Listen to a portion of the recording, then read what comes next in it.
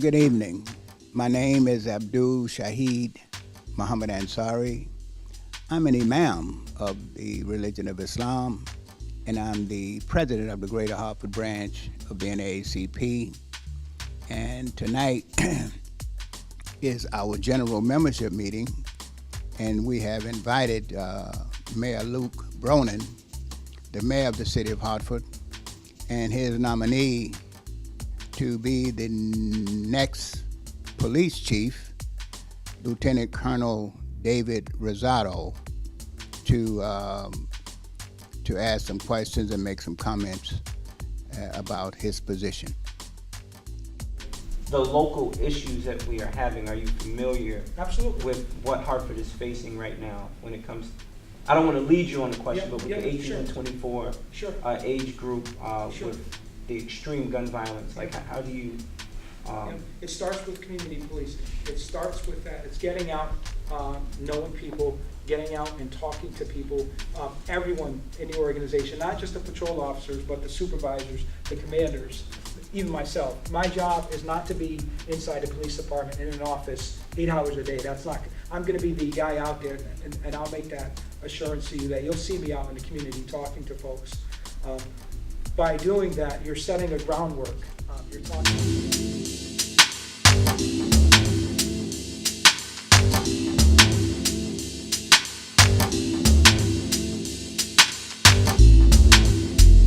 Hi, My name's J.C. McCauley. I'm Naisha McCauley, and you're watching AccessTV.org. regard to the heroin problem out there, I don't know if Not just heroin, but just the local issues that we are having. Are you familiar absolutely. with what Hartford is facing right now when it comes, I don't want to lead you on the question, but with the 18 sure. and 24 Sure. Age group, Sure. with the extreme gun violence, like how do you?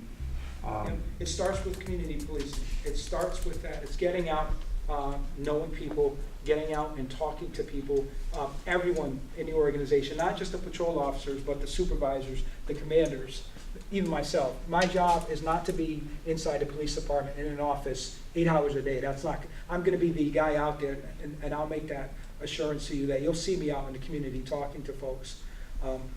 By doing that, you're setting a groundwork.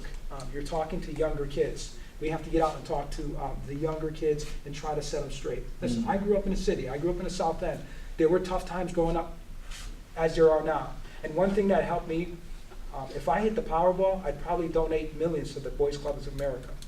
I grew up in the Southwest Boys Club. Every day after school, I'd go play basketball in the Boys Club. I'd go in for dinner and I'd come back at night and play pool. You have to have, whether it's PAL, whether it's a police athletic league, you have to have some sort of outlet for young people to go and keep them on the right path, right? There's socioeconomic issues, right? We have to make sure the parents are part of the solution. It's not only a law enforcement problem. This is a society problem. We have to make sure that parents are involved, that the schools are involved, that services are provided when kids need services. You know, one thing that pains me is when I see a kid that goes to school hungry. When a kid goes to school hungry, that creates other issues, right? That creates behavioral issues in school. That creates all kinds of issues. We have to work with our social services. I mean, it's a ton of different players that you got to get involved. But the point is to get them into the conversation. It's not only law enforcement, it's everyone. It's the teachers, it's the parents, it's social services, it's fire, it's everyone, the community members, the leaders of the community, right? You guys know your community better than anyone. So I should be able to go over to your church and say, listen, what's going on in the Barber Street area? What can I do? And I guarantee you, you're gonna have better answers than me. But it would be negligence on my part if I didn't ask you. And the officer should know that you are a source of information. So, I mean, it's a tough question. I'm glad to sit up here and try to answer it, but it's a tough solution. But you're asking a question, and we have to ask questions and bring a bunch of players together. And in the process of talking both with Chief Ravella and other law enforcement professionals who had knowledge of a lot of the different potential candidates out there, Lieutenant Colonel Rosado was someone whose name always elicited the same response, which was a tremendous amount of respect from the professionals and the same sort of sense that this was somebody who not only was skilled and expert in law enforcement, but was also focused on the community. And then, of course, for me, the fact that Lieutenant Colonel Rosado grew up in Hartford, grew up in Charter Oak Terrace, graduated from Buckley High School. I think having that personal knowledge and commitment to and passion for the city was important to me, because I think that shows up in the way that you lead and you produce. Absolutely. I agree with everything you said. I just have some kind of love for the officers who dwell amongst us, and Officer Deputy Chief Ford is someone who I think deserves a look. I'm not sure if you solidified your decision, but I believe Deputy Chief deserves a look because he is qualified. He's from here and he does good work in the community. Lieutenant Combs, sorry I have to be a part of that private public conversation. No problem. My question for you is, how are you going to address the lack of diversity in the current command staff, not officers, but in the current command staff? Sure. So the value of me coming in from the outside now is, while I know some of them, I don't know all of them well. The very first thing that anyone should do is, before I go in there and say I'm going to stir it up, I'm not going to stir it up to stir it up. I need to get to know each and every person there, meaning all of the command staff, lieutenants and up. I'm of the opinion that you put a round peg in a round hole, right? You have to match up the skill set with what is required of that particular position. It's important to get to know each and every one of them, bring them in individually. My game plan is this, and I'll be perfectly forthright with you, is bring them in one by one, every single lieutenant and up, get to know them. Actually, I'm going to try to get to know everyone, but with regard to filling command level positions, is you talk to every single person and you say to them, what is it that you do? And you quiz them. And how can you do your job better? Are there tools that you need? What do you have for education? What are you doing to better yourself? What are you doing to better the community? You talk to each and every person, and then once you've spoken to everyone, you try to match the skill set with what's required. And you also take it, and once you have all of that, you have a grasp of that, then you also try to, for me personally, the makeup of the command staff is important. I can assure you that my priority is to make sure that the command staff reflects as much as possible the makeup of the community, right? I do not want 8 white males or 8 white females or 8 Hispanic males in the command staff. I want to make sure that it, as much as possible, given the people who are there, right? I just can't make people up. I have to work with what I have. But with that being said, those are important factors in doing that. But I have to ask a lot of questions. I have to make sure that the people who are in the places they are, that they know what they're doing. We're not just going to put a person in a chair and just hope he or she does the right thing. We have to make sure that they're doing the right job. And that is what is going to help the community. My responsibility to the community is to make sure that the officers are the right officers, have the right mindset, the right temperament, the right skill set to do the jobs that they're doing, and that would filter on down. Yes, this is Pastor A.J. Johnson here at the NAACP meeting, where we just had an opportunity to meet the mayor's candidate for chief of police, and my major concern was we definitely understand that we do need a police chief in this current time, because we are one will be leaving, Chief Ravello will be leaving, but my major question tonight was, why haven't we selected someone from the inside? Why wasn't there a process in which someone from the inside of the department was picked? And the answer that we got this evening was that the mayor wanted to bring someone who isn't necessarily entangled in the department to bring a fresh pair of eyes to the department. Are we satisfied with that answer? It depends on who you ask. I'm always going to be a person who would want someone who works hard, and I think we have qualified people within the department who can lead the department. It's we have to really be careful for racial politics, and I'm suspecting that this is one of those opportunities where racial politics will play through. Another question that I asked the tentative, what do you call it? You can edit this. Yeah, the nominee, the nominated police chief, was, what's his philosophy of policing? What does he think about policing? The answers that we got were good. I think the police chief, the nominee, is a good person at heart. He speaks well. He seems to have a passion for the city. But then again, we have to be aware that sometimes these positions are picked for the mayor's pleasure and not necessarily for the community's pleasure. So I hope that this police chief will be a chief that will reflect our community, that will create some diversity amongst the ranks of the police department. And I really hope that this police chief will have an ear for the community and support the community with our efforts that we have already established. Again, it's not going to be easy for a new police chief to come into the city of Hartford, being that there are already relationships set in place. So I do feel that this police chief will have somewhat of a difficult time building those relationships, because those things take time. But he seems optimistic, he seems vibrant, and he seems like he can get in and do something well. So we'll see. Again, this choice ultimately is not up to the people. If it was up to the people, there would have been a public search, and there would have been several candidates brought before us. But it seems to be that the mayor settled on this candidate, and we just kind of have to go along with what the mayor is doing. My name is Rhonda Miners. I am the Mount Block Watch lead in the Blue Hills Avenue area. Mount, the acronym is must only use to help. My question to you is, are you in a position to assist establishing more block watches in the area? Because the residents are the first on the scene if there's an incident of any kind. What's your thoughts on establishing more block watches in the city of Hartford? Okay, I appreciate that. So, first of all, I'm not the chief of police yet. I still have a nomination. So, What's your thoughts? I'll tell you my thoughts. That's important to you.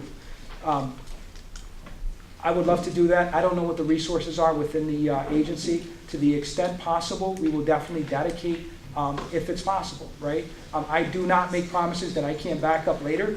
It would be silly of me to make a promise when I don't know the answer. But I can tell you that your concern is important, and I brought a pad, but I'm not going to stand up here and write it, but I'll remember that, and I'll get back to you if that's okay. If I'm fortunate enough to be confirmed, you'll be on my list of people to call. Is that fair? So block watches are important to me because it involves the neighbors, and it involves the neighbors in regards to looking out for neighbors in the neighborhood. We have something called window watchers, who are seniors who stay at home. They're constantly looking out the window. They call the police officers to report any suspicious activity. And we've established more block watch captains on each street in the Blue Hills Avenue area so far. And it's been instrumental in getting some of the trouble spots, the hot spots. We do have a limited amount of police officers, and we have more residents who are typically on the scene before an incident, before the police officers get there. So I think it's important to have more block watches because there's more of us than there are police officers. And we have to help ourselves in regards to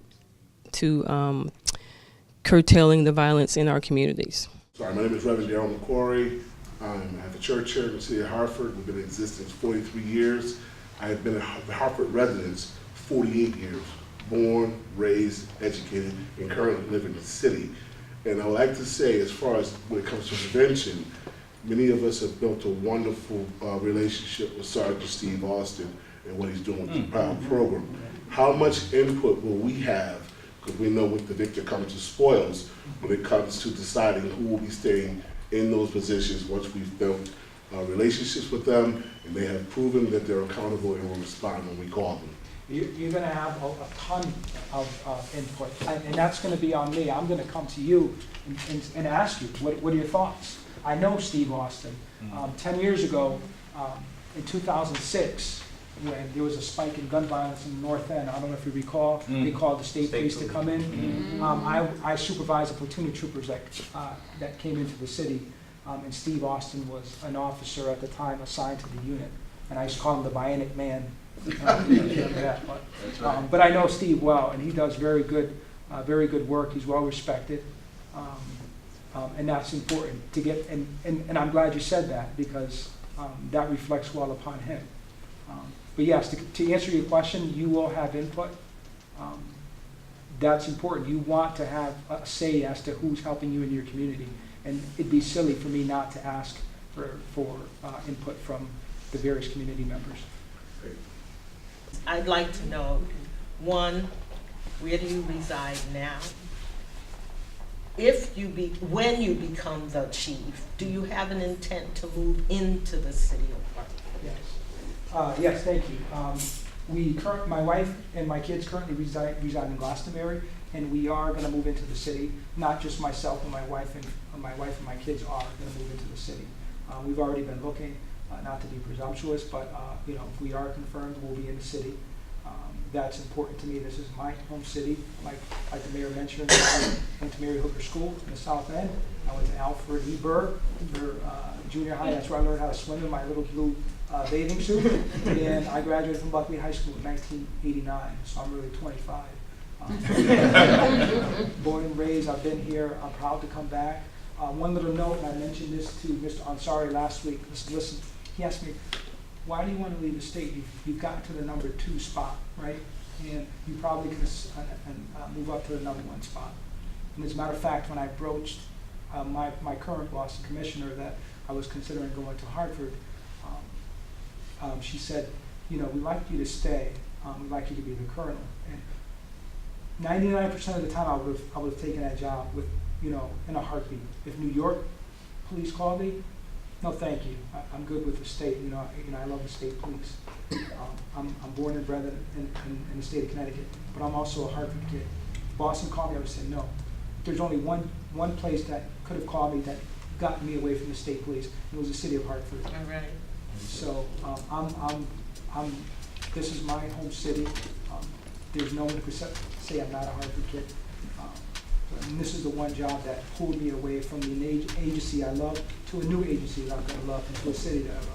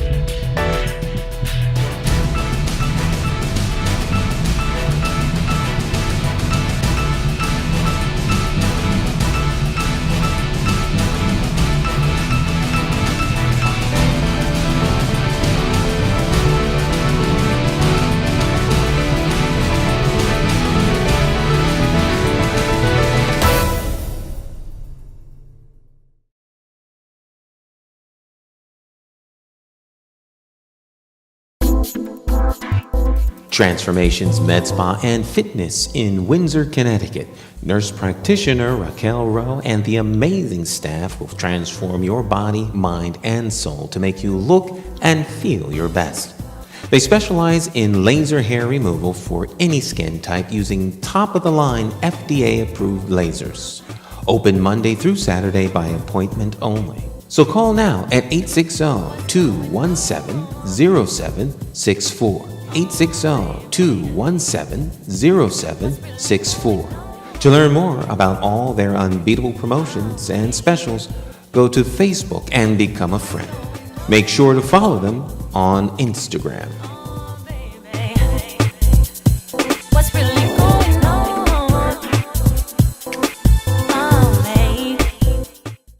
accesstv.org. This is Big Papa Flavor, checking you guys out all the time. Yeah.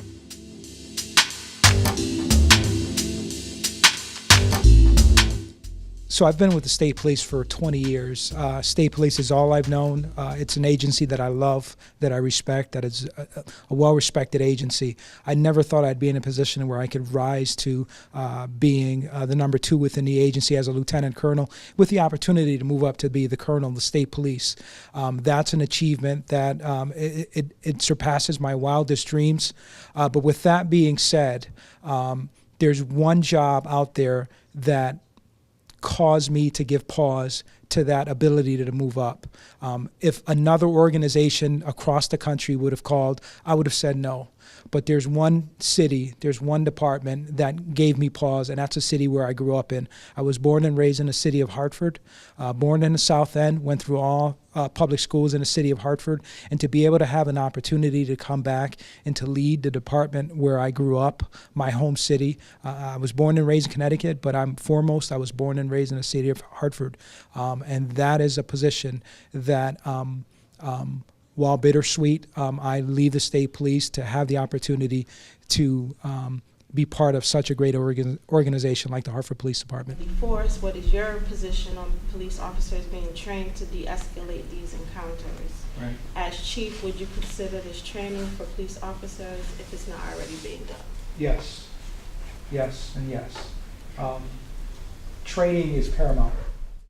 Good evening. So we just finished an opportunity for Lieutenant Colonel David Rosado, who is the candidate that I intend to nominate to be the City of Hartford's next police chief, to have a conversation with the membership of the NAACP here at 2550 Main Street. And Lieutenant Colonel Rosado is my pick for police chief because I think he brings a trio of really important things. First of all, he grew up in Hartford. He's grew up in Charter Oak Terrace. He went to Buckley High School. He is a Hartford home and grown. Number 2, he has achieved a tremendous amount as a law enforcement leader in our state. He is currently the number 2 at the state police. That means he's got 700 state police officers reporting to him. He's in charge of all operations for the state. So he is deeply experienced and expert in law enforcement. But number 3, and maybe more important than anything, I have just found him to be someone who cares deeply about the community, who is as committed to transparency and accountability as I am, as I want our police department to be.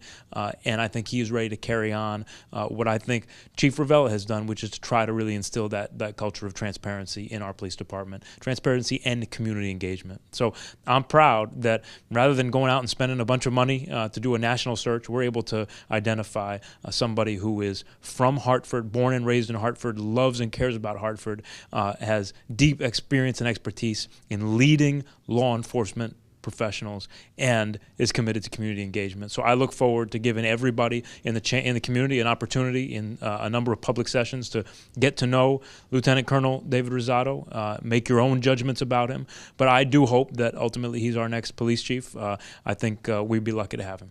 Yes, we invited Mayor Luke Bronin, the mayor of the city of Hartford, to our general membership meeting tonight, along with his nominee for the new police chief of the city of Hartford, Lieutenant Colonel David Rosado, who is scheduled to replace Chief James Ravella, who is retiring in February.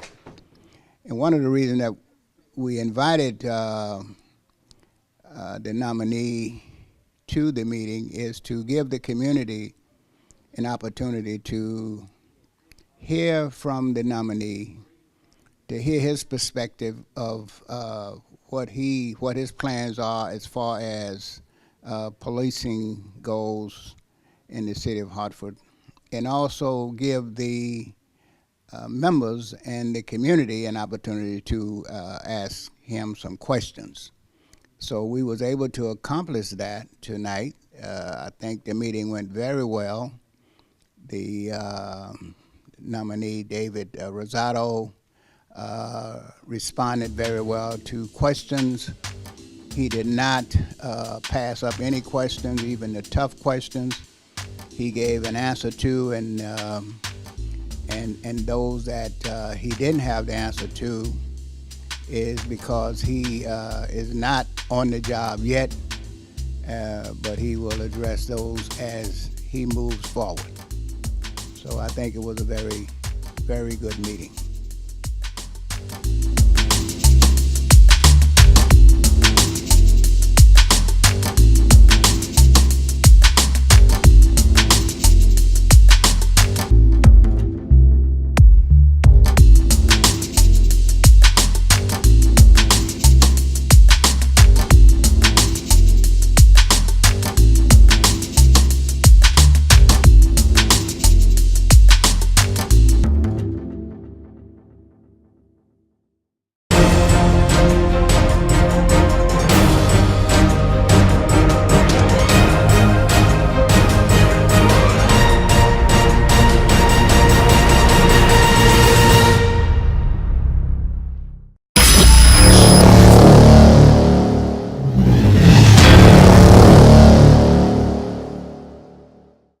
My name is J. Stan McCauley, and I do business as Light Source Productions. I provide professional services in the area of strategic video communications. First, what we do is we help you craft your message using what I call the rule of the 5 W's: who, what, when, where, and why. We do event documentation, content acquisition, full-scale productions, editing, and of course distribution through our social media television network. And with social media, video is more important now than it has ever been. Whether you're talking big business, small business, nonprofit, church, or just an individual.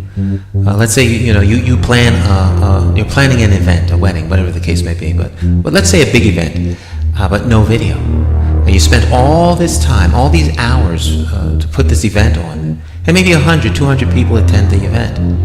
But more important than that is that thousands could attend by watching it on social media. But of course, you don't think about this until after the event is over. You can't afford not to capture it for social media. And despite what people think, I am affordable. Give me a call. Let's plan your next video project and share it with the world on my social media television network. I promise you that you will have the attention of one person, me.